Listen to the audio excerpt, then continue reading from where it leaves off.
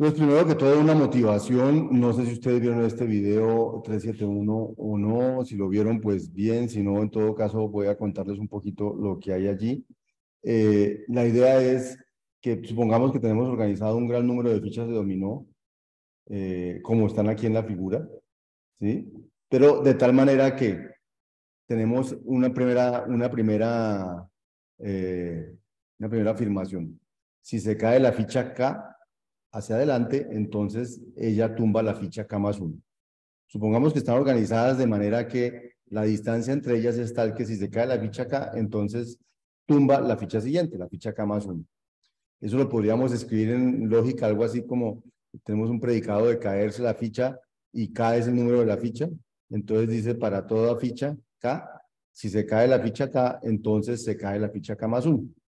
Entonces es como una manera de escribir lógicamente esta idea de decir que las fichas están organizadas de manera que si se cae una, se cae la siguiente. Ahora, la pregunta es, sabiendo eso, ¿podemos afirmar que todas las fichas se caerán? ¿Qué dicen ustedes? Los escucho. Si uno sabe que si se cae la ficha acá, entonces se cae la siguiente, ¿puede uno afirmar que todas las fichas se van a caer? ¿Qué dicen ustedes? A ver, miramos. Manuel dice que sí. Manuel, ¿quieres decirnos por qué crees que todas se van a caer? Laura también dice que sí. Porque dice para todo acá, pero ¿y qué es lo que va a hacer que todas se caigan si ninguna se ha caído?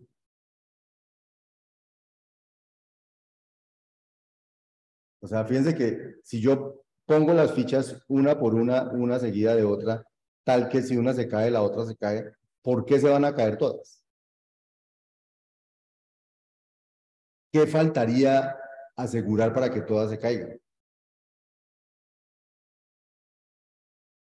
Están en una secuencia, ¿de acuerdo?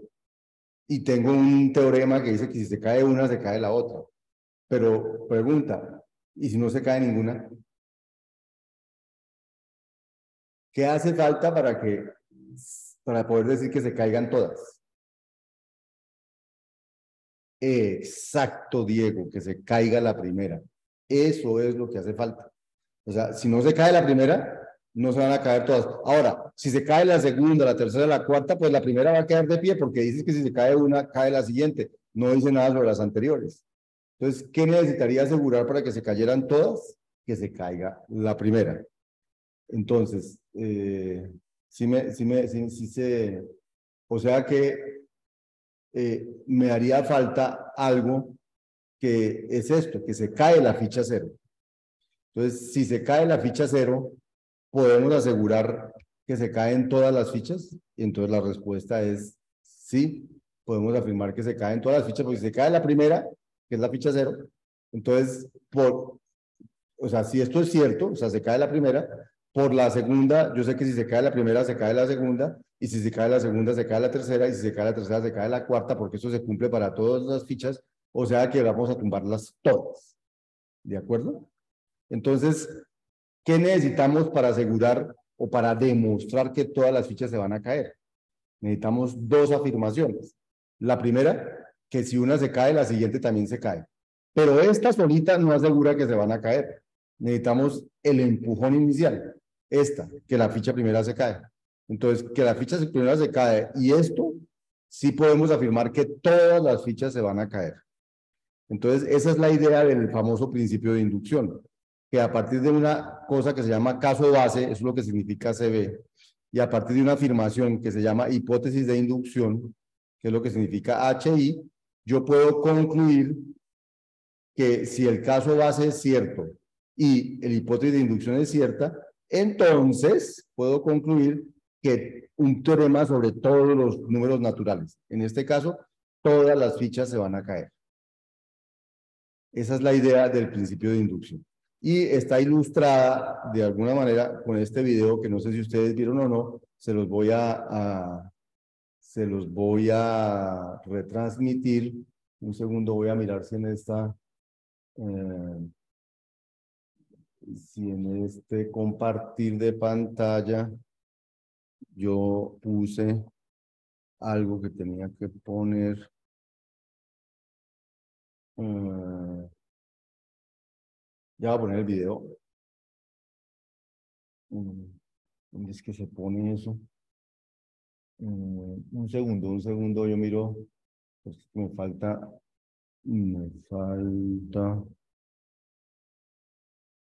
configurar algo para que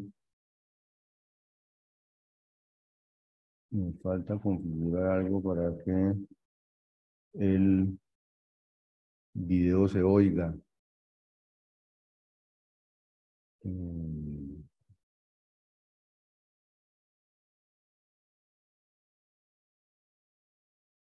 Ya sé dónde. Aquí, compartir sonido. Ahora sí. Entonces, si ahora le digo piezas de dominó cayendo, un segundo, me lo traigo para acá.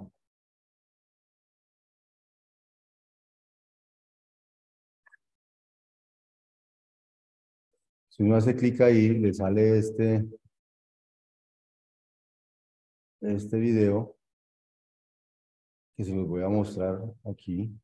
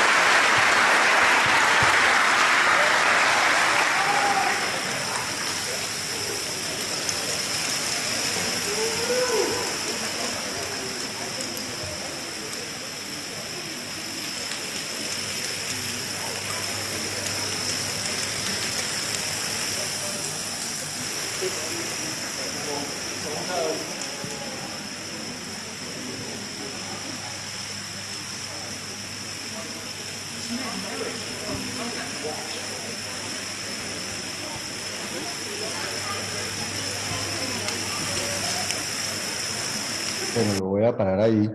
Pregunta, ¿qué podría hacer, según ustedes, que alguna de estas, que se parara ese proceso de caer todos los dominos? ¿Qué es lo que podría pasar que haría que se detuviera la caída de los dominos? ¿Pueden hablar o pueden Que escribir? hubieran dos fuerzas que se contrarrestaran. O sea, que no se cayera una ficha. Sí, Eso. Entonces, podría pasar, por ejemplo, o porque la distancia entre una ficha y otra era tan grande que cuando la una cayó no tumbó la otra, ¿cierto? Entonces, si hay una ficha que no se cae, el resto dejan de caer. Entonces, es importante, o sea, es importante, las dos afirmaciones que hay aquí son importantes. Si se cae una ficha, se tiene que caer la siguiente y esto tiene que estar comprobado para todas las fichas. Si esto no funciona para todas las fichas, no se van a caer todas. Pero si esto es cierto para todas las fichas, eso no asegura que se caigan las fichas. ¿Qué necesitamos para que estas fichas se llegaran a caer? Cuando empezó el video, ¿qué sucedía? Cuando empezó el video, estábamos aquí como ahí, ¡tim! Ahí estábamos esperando qué iba a pasar. Hasta que no le dio el empujón a la primera ficha, no se cayó ninguna de las fichas. Por más de que todas estaban unas detrás de otras esperando tumbar a la siguiente. O sea que no, lo único que podemos asegurar es que los dominós se caen por dos razones, no por una razón. No porque todas las fichas estén para tumbar a la otra, eso no es suficiente para que se caigan. Para que se caigan necesitamos también que si se cae la ficha, que se caiga la primera ficha. Si no se cae la primera ficha, no se cae ninguna. ¿De acuerdo? Ese es el principio de inducción matemática, que a partir de estas dos afirmaciones, son solo dos afirmaciones, yo puedo concluir una afirmación que es cierta para todos los números naturales, no para uno, no para dos, no para tres, sino para todos. El número de números naturales es infinito, entonces quiere decir que con dos cosas que yo demuestre, puedo demostrar que algo se cumple para todos los naturales que son infinitos. Y no tengo que demostrarlo para todos, sino tengo que demostrarlo para que el primero lo cumple y demostrar una fórmula que dice que si alguien lo cumple, el siguiente también. Con esas dos cosas es suficiente para asegurar que todos siempre las dos afirmaciones, el caso base y la hipótesis, siempre son, bueno, con el tiempo vamos a ver que podrían haber varios casos base, no un solo caso base, y que podrían haber varios casos de inducción, no un solo caso de inducción, pero son finitos. Típicamente lo que vamos a ver aquí es un caso base, un caso de inducción, pero también vamos a ver que hay veces que necesitamos dos casos base o tres casos base, o hay veces que necesitamos dos casos de inducción, porque pues por la forma como se definen las cosas. Pero siempre es un número finito de casos base y un número finito de casos de inducción, y con eso logramos demostrar esto. ¿Listo, Manuel? O sea, muy buena pregunta. Digamos que en abstracto uno diría que son dos afirmaciones, la del caso base y la de la hipótesis de inducción. Pero según el problema podría haber varios casos base, según el problema podría haber varias hipótesis de inducción. Entonces habría que probar cada una, pero con eso va a ser suficiente. Y esa es la idea esencial del principio de inducción. Con un número finito de frases, de afirmaciones, en este caso dos, puedo, que yo demuestro, que yo sí las tengo que demostrar, puedo después asegurar que entonces todos los números naturales cumplen con esa propiedad. Como es un número infinito de números, entonces para probar que todos la cumplen, no tuve que probar que cada uno la cumple, sino que solo dos.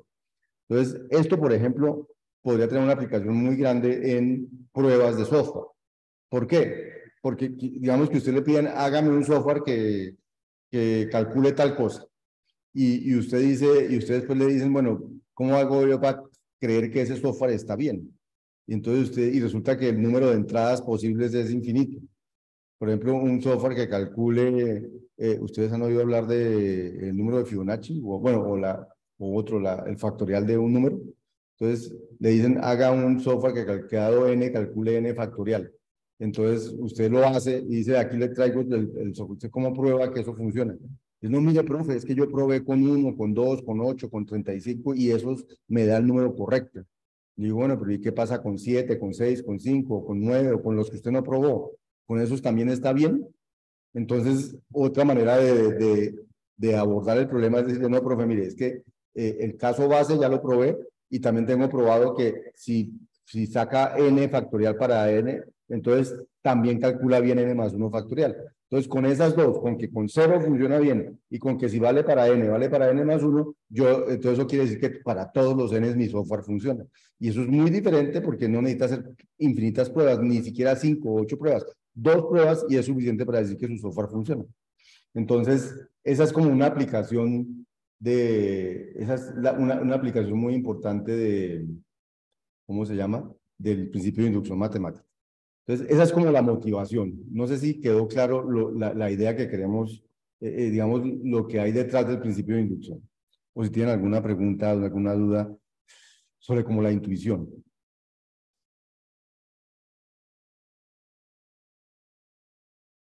Bien, en todo caso aquí en el video 371 está eso otra vez, si lo quieren volver a ver y va a quedar grabada la clase también.